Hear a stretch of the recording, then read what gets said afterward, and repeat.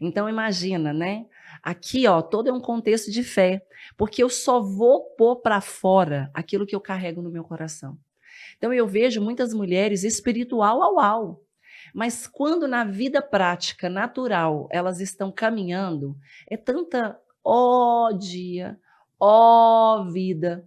E eu fico pensando, gente, como não consegue colocar a Bíblia viva e eficaz? Gente, a palavra de Deus é viva e eficaz. Sem noção isso? É a mesma coisa que você pegar um peixe, engolir ele vivo, batendo dentro de você. Ela é Uau. viva porque ela mexe toda a tua vibração, toda a sua estrutura. Quando ela entra dentro de você, ela faz modificações. Ela não é inerte. Ela vai passando em tudo e mexendo, movimentando. Aí eu vejo, ora, jejua, faz campanha, tá na igreja o tempo inteiro, tá chorando, tá nada. Uma vida que não tem transformação. Genuinamente você não consegue, se essa mulher não abrir a boca, saber que ela carrega Jesus. Você só vai reconhecer Jesus na vida dela se ela pregar. Caso contrário, a vida dela não é uma pregação. E tem tudo a ver com o que você está falando. Gente, ó, o povo tá doido aqui. Não, e você, Meu e Deus. continuando aqui, o que você disse em relação a Jesus, que você lembrou que Jesus alimentou a multidão, e falando sobre atrair o ambiente, Jesus não pediu a comida para alimentar a multidão. Essa não foi a oração de Jesus.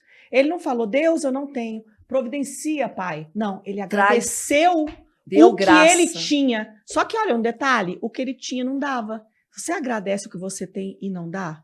Você agradece o dinheiro que você recebe e não dá para pagar as contas?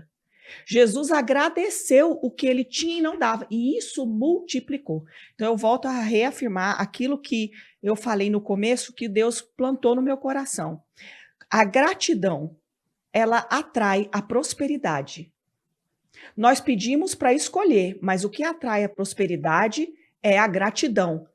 Não é falar eu quero, eu preciso. Uau. Eu não, é você agradecer. Então, enquanto você olhar para o que você não tem e falar sobre o que você não tem, mais do que você não tem, você vai ter na sua vida. Lembra daquele versículo que diz que quanto mais... eu queria me lembrar dele, mas eu estou tão focada aqui no conceito do que eu estou falando da física que você vai me lembrar dele. Aquele que tem, até o que tem lhe é tirado. E o que... Parábola dos talentos. Isso.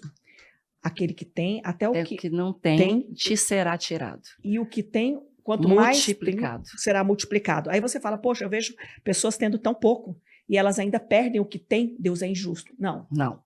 Poxa, eu vejo pessoas tendo tantas coisas, muito, tendo e ela cada ainda vez tem mais. mais. Claro, é frequência. Começa a agradecer pelo que você tem e não dá, que multiplique, você alimenta a multidão, igual Jesus. Ele falou, Pai, graças eu te dou. Mas por que ele estava agradecendo se não era o suficiente, ele ia passar vergonha? Como é que você agradece um bife na sua casa se você tem 5 pessoas para comer na mesa? Mas é agradecendo o bife que vai fazer vir 1 quilo de carne para sua casa. Não é reclamando do bife. Até a maneira que você faz a sua comida é uma declaração profética de quem você está dizendo no mundo espiritual. Você falou uma coisa sobre a comida, né? Eu lembrei do maná espiritual. O que aconteceu? O que era o estresse que aconteceu ali do Egito, da terra, né, do povo que não era liberto, escravo, no deserto? Reclamação. Falou tudo. Reclamação. Imagina que o percurso era 11 dias. Deus fez ser 40 anos. A palavra é clara. Eu fiz esse povo andar por uma terra mais distante. Ou seja, o caminho do atalho estava pronto, disponível. Era lícito, mas o povo carregava no coração uma mente desértica. Não era tirar eles do ambiente, olha isso, porque o ambiente está dentro, não está fora. Exatamente. Não era arrancar eles ali do lugar que eles estavam, né? Como escravos, era arrancar a escravidão dentro deles. E isso demorou 40 anos. E quando você vai ver o povo lá na terra de Canaã, que Moisés vai ter que escolher 12 espias, você vai ver que 10 trouxeram um relatório pessimista sobre uma bênção esperada. Só 2 falaram, a terra é essa mesmo que ele prometeu. Mana, leite e mel. tinha a mesma percepção. Todos eles viram a mesma coisa, só que é ambiente. É dentro, ambimente. Não é ambiente exterior, é ambimente, é a mente, é como eu vejo dentro aqui. E aqui alguém falou uma coisa que eu realmente, eu prego muito sobre isso, quem me acompanha, né? Não é sobre determinar o que Deus vai fazer, né? Porque a gente não dá ordem para Deus. E Jesus falava assim, eu faço aquilo que meu pai pede para eu fazer. E ele, podendo desistir de nós no Getsemane, ele falou, eu vou fazer conforme a tua vontade. Ou seja, Jesus tinha uma vontade. Porque ele vai falar, eu não faço a minha, eu faço a tua. Então significa que talvez, né, no pensamento, na humanidade, né, de Deus, na alma, ele pensava, poxa, né, não era isso que eu queria fazer, mas eu não estou aqui para fazer minha vontade. Eu estou aqui para fazer a vontade do meu Pai. E quando você está aliançada à vontade do Pai, lá dentro de você está afinado. O Espírito Santo fala assim, tu não tens porque não sabe pedir. Quando pedes, pedes para esbanjar os teus próprios desejos, ou seja, para cumprir os teus prazeres. Quando nós estamos em Jesus, há prazer em tudo que ele faz. Então, tudo seu é gratidão. Mesmo que seja diferente, mesmo que seja pouco, mesmo que seja não seja no teu tempo, você levanta a mão e dá graça. O que você falou de gratidão aqui é tão poderoso, porque é uma chave. Eu não gosto de usar esse negócio, chave, ferramenta. É uma ordem de Deus ser grata, não é? É um ensino, gente. Isso, Seja grato. Porque quantas vezes a gente reclama de ter? Não, e aí lembra que eu te falei, sem te interromper, só para a gente poder conseguir acompanhar a linha de raciocínio. Lembra, tudo que você está falando aí, o Espírito Santo, ele é fantástico, ele deve estar conectando no coração de cada pessoa que está nos assistindo. E aí você fala o seguinte, aí você me mostrou uma coisa muito interessante, que foi Jesus, né? Eu te dou aquilo que você deseja, mas tinha coisas que Jesus não queria passar. Se possível, afasta de mim esse cálice, mas que seja feita a tua vontade. Então, assim, e aí? O que eu faço quando eu não tenho esse desejo? Aí a gente volta no primeiro que nós conversamos aqui, no tópico, na pauta da live, no legado. O legado, ele tem a ver com quando a nosso sentimento e a nossa emoção, ela está falando mais alto do que os nossos pensamentos, né?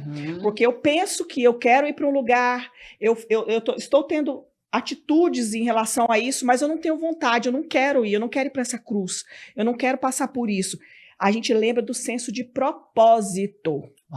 A gente lembra do senso de propósito. E isso é a tal da inteligência espiritual. A gente dá significado para as situações que nós estamos vivendo. Elas significam algo. Aquele momento daquele trajeto que você está passando, ele não é o teu fim. Ele faz parte de um propósito maior. E nós conversamos também que Deus não trabalha com pessoas divididas. Esse meu sentimento é que eu não desejo passar por isso. O que eu faço? Na prática, lembra do resultado que você vai ter amanhã. Meu Deus. Se você olhar para o hoje, você não vai dar conta. Meu Deus. Por exemplo, você tem um câncer. Se você olhar para o hoje, meu Deus, eu estou olhando para o hoje.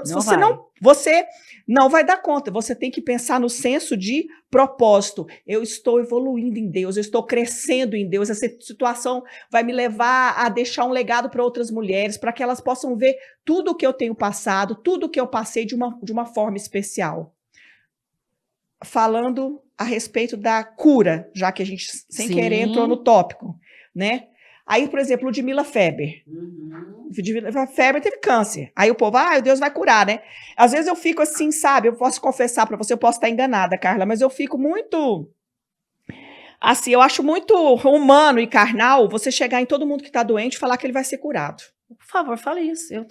Entendeu? Isso é sério mesmo. Muito. Tipo assim, a pessoa está com uma doença e você chegar e falar, olha, você vai ser curado. Em nome de... Pode esperar, viu, que você vai ser curado. Pode esperar.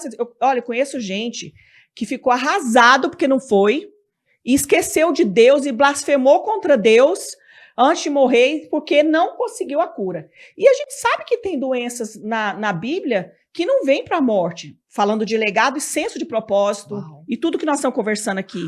Então, a gente precisa entender que a nossa jornada na Terra, ela tem tempo limitado, e o tempo que nós temos é para cumprir um propósito. Cumpriu? Pronto. A doença, ela não vai para a eternidade, ela faz parte da matéria, a matéria é atemporal, nós vamos envelhecer, pode botar botox, vou falar uma coisa para vocês, podemos ir para o cirurgião plástico, fazer o que quiser, nós vamos envelhecer. Então, por quê? Porque esse corpo tem tempo, agora a nossa alma não vai envelhecer nunca. A nossa vida é eterna. Nós não somos seres, seres humanos tendo uma experiência espiritual com o Espírito Santo. Nós somos seres espirituais tendo uma experiência humana. Nós estamos aprendendo a ser humano. A gente está tendo uma experiência de viver na carne, mas nós não somos a carne. Então, a doença é isso. Você vai ter uma experiência de ter uma doença e usá-la para a glória do Senhor. Se aprove o Senhor você ser curado para que o nome dele seja glorificado, ele vai te curar. Mas se aprove o Senhor usar o teu testemunho para que se manifeste o maior testemunho de toda a fé que você carrega mesmo enferma, para que as pessoas entendam que existem valores maiores do que aquilo que lhes acontecem, é pelo que Jesus é e não pelo que ele pode te dar. Ele pode usar a sua vida? Você serve a ele? A Ludmila Feber não foi curada. Para mim, o maior testemunho não era ela ser curada. Ela era adorar a Deus com 37 quilos. O maior testemunho para mim, é ela não ser amarga. Ela não blasfemar. Viajando. Ela era viajando o Brasil todo com o cabelinho cortadinho. Exatamente, com o cabelinho com gel. É um ambiente. Um ambiente. Dentro. Exatamente. Aquilo era o grande testemunho. Porque se você serve a Deus só porque ele vai te curar, ou porque ele vai te dar um casamento, ou porque ele vai te dar um carro, uai, o Cid de Macumba faz mais rápido.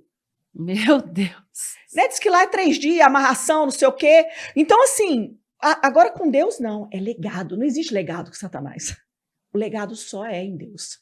Ninguém deixa um legado pro diabo. E Deus vai falar na palavra, né? Só houve cura em uma única viúva ali. Só teve uma única pessoa, porque, na verdade, o que você está falando é tão sério. Eu já vi pessoas revoltadas com Deus por causa da... eu não falo nem ausência de sabedoria, talvez é discernimento, né, da palavra revelada e não interpretada. O que você está falando aqui é tão sério, tão sério. E quantas pessoas falam, você não teve fé, né? A gente tem que entender que nós estamos sobre um desígnio do eterno. Ele escreveu todos os nossos dias e ele predestinou todos eles para a glória dele. Amém. E ele falou, eu te tomei para mim, te predestinei, tu és minha.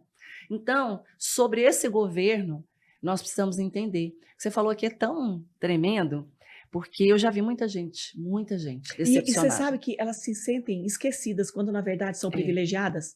Porque imagina se Deus olha e fala assim, preciso escolher uma mulher na terra que vai carregar essa enfermidade que mata milhares de mulheres, mas a minha presença vai estar nela e que todo mundo não vai entender como ela pode ser tão feliz tendo câncer. Como ela pode ser tão amada. Constrange a gente, né? Constrange. Eu já fui constrangida demais. Constrange. Então, assim, pode ser, posso te escolher? Não, Deus escolhe outra. Eu vim aqui na vida porque eu quero, a minha felicidade é neste mundo.